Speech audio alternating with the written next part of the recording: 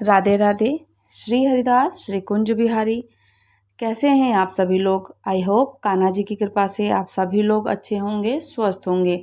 मोहिनी एकादशी व्रत की कथा, महत्व, पारण का समय, मोहिनी एकादशी का व्रत कब रखा जाएगा और उसका पारण किस समय है और पारण के समय हम लोग क्या खाएं कि हमें एकादशी के व्रत का पुण्य फल प्राप्त हो। मोहिनी एकादशी के व्रत की सरल पूजन विधि। सनातन धर्म में वैसे तो व्रतों की कोई कमी नहीं है, लेकिन एकादशी का व्रत विशेषकर माना जाता है, जो कि भगवान विष्णु जी को समर्पित है। और इस दिन भगवान भक्त और भगवान विष्णु की विधि विधान से पूजा करते हैं और व्रत भी रखते हैं। मान्यता यह है कि ऐसा करने से श्री हरि नारायण जी की असीम कृपा भक्तों पर बनी रहती है और कष्टों का निवारण हो जाता है। पंचांग के अनुसार मोहिनी एकादशी हर व्रत और हर साल वैशाख मास के शुक्ल पक्ष की एकादशी तिथि पर ही मनाया जाता है। और ऐसे में इस बार जो है मोहिनी एकादशी का व्रत 8 मई दिन होगा, गुरुवार को किया जाएगा। इस दिन विधि विधान से पूजा पाठ और व्रत किया जाता है और बृहस्पतिवार का दिन श्री हरि नारायण जी को बहुत प्रिय है। उस दिन उनको वो दिन भी समर्पित होता है और इस दिन मोहिनी एकादशी का व्रत भी बृहस्पतिवार के दिन ही पड़ रहा है। तो दोनों चीज़ें ठाकुर जी को बहुत प्रिय हैं, एकादशी का व्रत भी और बृहस्पतिवार का दिन भी। तो भक्तों की सारी मनोकामनाएं पूरी हो जाती हैं, सुख समृद्धि वृद्धि होती है।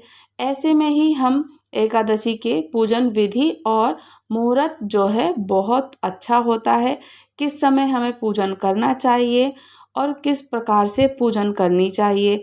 मोहिनी एकादशी का जो व्रत रखा जाएगा 8 मई को, क्योंकि हम कोई भी व्रत या शुभ कार्य करते हैं उद्य तिथि के अनुसार करते हैं।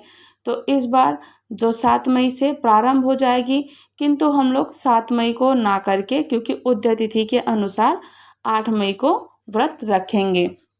मोहिनी एकादशी की पूजन विधि: जो उपवास कर रहे हो, सुबह ब्रह्म मुहूर्त में जल्दी उठकर स्नान आदि से निवृत्त होकर सुंदर साफ वस्त्र धारण कर लें।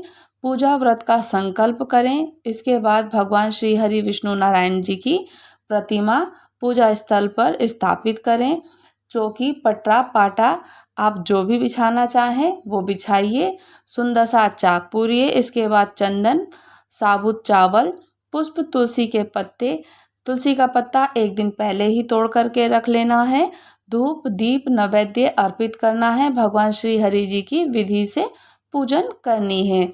और एकादशी के व्रत करने वाले जो लोग होते हैं, मोहिनी एकादशी का व्रत कथा जरूर सुने।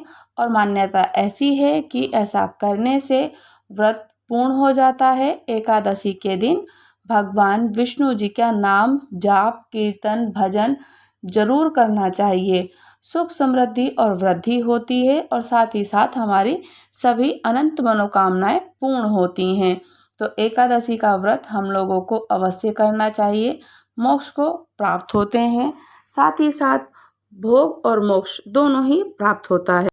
मोहिनी एकादशी का व्रत वैशाख मास के शुक्ल पक्ष की एकादशी को रखा जाता है और इस व्रत के महात्म्य में पद्म पुराण में बताया गया है कि इस व्रत को करने से जो व्रतधारी होते हैं, इस जन्म के साथ ही साथ पूर्व जन्म के पापों से भी मुक्ति मिल जाती है। इस प्रकार और इस व्रत को करने से या कथा को पढ़ने से जितने भी पाप होते हैं नष्ट हो जाते हैं। आइए जानते हैं कि पद्म पुराण में बताई गई मोहिनी एकादशी का विस्तार और कथा, और साथ ही साथ में महात्म्य भी जानेंगे। युधिष्ठिर ने पूछा, जनार्दन, वैशाख मास के शुक्ल पक्ष में किस नाम से एकादशी होती है और उसका क्या फल होता है और उसके लिए कौन सी विधि होती है? तो भगवान श्री कृष्ण जी बोले, महाराज, पूर्व काल में परम बुद्धिमान श्री रामचंद्र जी ने महर्षि वशिष्ठ से यही बात पूछी थी जिसे आज तुम मुझसे पूछ रहे हो। श्री राम जी ने कहा था, भगवान, जो समस्त पापों का क्षय और सब प्रकार के दुखों का निवारण करने वाला हो और व्रतों में उत्तम व्रत हो, उसे मैं सुनना चाहूँगा। तो वशिष्ठ जी बोले, श्री राम, तुमने बहुत उत्तम बात पूछी। मनुष्य तुम्हारा नाम लेने से ही सब पापों से शुद्ध हो जाता है। तथापि लोगों के हित की इच्छा से मैं पवित्रों में पवित्र उत्तम व्रत का वर्णन करूंगा। वैशाख मास के शुक्ल पक्ष में जो एकादशी होती है उसका नाम मोहिनी एकादशी है। वह सब पापों को हरने वाली उत्तम एकादशी के व्रत के प्रभाव से मनुष्य मोहजाल या पातक समूह से छुटकारा पा जाते हैं। सरस्वती नदी के रमणीय तट पर भद्रावती नाम की सुंदरी और सुंदर नगरी है। वहाँ धुतिमान नामक राज्य जो इंद्र वंश में उत्पन्न हुए थे राज्य करते थे। उसी नगर में एक वैश्य रहता था जो धन धान्य से परिपूर्ण और समृद्धिशाली था। उसका नाम था धनपाल। वो सदा पुण्य कर्म में लगा रहता था। दूसरों के लिए पौसाल, कुआं, मठ, बगीचा, पोखर, घर बनवाया करता और भगवान श्री हरि नारायण की भक्ति उसका हार्दिक अनुराग था। वह सदा शांत रहता। उसके 5 पुत्र थे, सुमना, धुतिमान, मेधावी, सुकृत और धृष्ट बुद्धि। धृष्ट बुद्धि 5वां था। वह सदा बड़े बड़े पापों में ही लिप्त रहता था। जुए आदि दुर्व्यसनों में उसकी बड़ी आसक्ति थी। वह वेश्याओं से मिलने के लिए ललाहित रहता। उसकी बुद्धि ना तो देवताओं के पूजन में लगती और ना ही पितरों और ब्राह्मणों को सत्कार में। वह दुष्ट आत्मा अन्याय के मार्ग पर चलकर पिता का धन बर्बाद किया करता था। और साथ ही साथ एक दिन वह वेश्या के गले में बांह डाले चौराहे पर घूमता देखा गया। तब पिता ने उसे घर से निकाल दिया। बंधु बांधवों ने भी उसका परित्याग कर दिया। वह दिन रात दुख और शोक में डूबा रहता, कष्ट पर कष्ट उठाता, इधर उधर भटकने लगा। एक दिन किसी पुण्य के उदय होने से वह महर्षि कौंडिन्य के आश्रम जा पहुंचा। वैशाख का महीना था। तपोधन कौंडिन्य गंगा जी में स्नान करके आए थे। धृष्ट बुद्धि शोक से भार से पीड़ित, हे मुनिवर, कौंडिन्य के पास गया और हाथ जोड़कर उनके सामने खड़ा होकर बोला, ब्राह्मण, हे द्विजश्रेष्ठ, मुझ पर दया करो। कोई ऐसा व्रत बताइए जिसके पुण्य के प्रभाव से मेरी मुक्ति हो जाए। कौंडिन्य बोले, वैशाख के शुक्ल पक्ष में मोहिनी नाम से प्रसिद्ध एकादशी के व्रत को करो। मोहिनी को उपवास करने से प्राणियों के अनेक जन्मों किए हुए मेरु पर्वत जैसे महापाप भी नष्ट हो जाते हैं।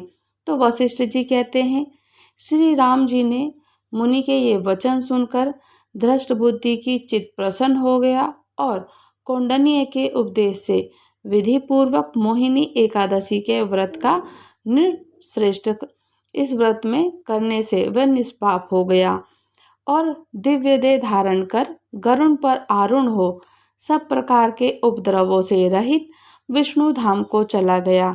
इस प्रकार ये मोहिनी का व्रत उत्तम है। इसको पढ़ने या सुनने मात्र से गौदान का सहस्त्र गौदानों का फल प्राप्त होता है। मोहिनी एकादशी को हिंदू पौराणिक कथाओं में एक महत्वपूर्ण दिन कहा जाता है। मान्यताओं के अनुसार मोहिनी एकादशी मनाना पुरुष और महिलाओं के लिए दोनों शक्ति और संतुलन का सम्मान करने का तरीका ही होता है और यह शुभ दिन सभी को मनाना चाहिए। और मोहिनी एकादशी इस दिन भगवान विष्णु जी ने मोहिनी का रूप धारण किया। कथाओं के अनुसार तो जो समुद्र मंथन के दौरान समुद्र से अमृत से भरा कलश निकाला गया तो विभिन्न राक्षसों ने अमृत पर कब्जा कर लिया और करना अपना जैसे ही उन्होंने कब्जा करना प्रारंभ किया, अमर होने के लिए इसे देवताओं से छीन लिया। स्थिति इतनी खराब हो गई कि भगवान श्री हरि नारायण जी को दुनिया में शैतानी प्रवृत्ति के फैलने की चिंता होने और सताने लगी। उन्होंने राक्षसों को विचलित करने के लिए एक दिलचस्प तरीका निकाला और मोहिनी नाम की स्त्री का रूप धारण किया, जो अत्यंत आकर्षक थी और उसे कोई देखता तो अन्य सभी चीजों से विचलित हो जाता था। मोहिनी को देख मोहित हो गए थे राक्षस। मोहिनी समुद्र मंथन के स्थान पर पहुंच गई और उसे देखकर राक्षस मोहित हो गए। वे सभी अपने होश खो बैठे। सुंदर महिला से अपनी नजरें नहीं हटा सके। लाभ उठाकर भगवान श्री हरि नारायण ने देवताओं और राक्षसों को उनके हाथ से एक एक करके अमृत पीने के लिए राजी किया। दानव सहमत हो गए और उन्होंने भगवान विष्णु के मोहिनी रूप को अमृत कलश दे दिया। जिस राक्षस ने अमृत पान किया उसे राहु और केतु के नाम से जाना गया। फिर भगवान श्री हरि नारायण ने सबसे पहले देवताओं को अमृत दिया।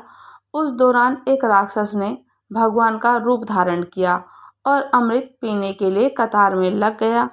हालांकि उन्हें सूर्य और चंद्र भगवान के द्वारा पहचाना गया था, भगवान विष्णु जी ने अपना चक्र निकाला और शरीर से राक्षस का सिर काट दिया। जैसे कि उसने पहले ही अमृत पी लिया। उसका शरीर 2 भागों में बट गया, लेकिन वो बच गया। तब उन्हें राहु और केतु के नाम से जाना गया। वैशाख मास के शुक्ल पक्ष की एकादशी की तिथि को धरा था मोहिनी रूप। जिस दिन भगवान विष्णु ने मोहिनी रूप धारण किया वह वैशाख मास के शुक्ल पक्ष की एकादशी की तिथि थी। इसलिए इस दिन को मोहिनी एकादशी के नाम से भी जाना गया।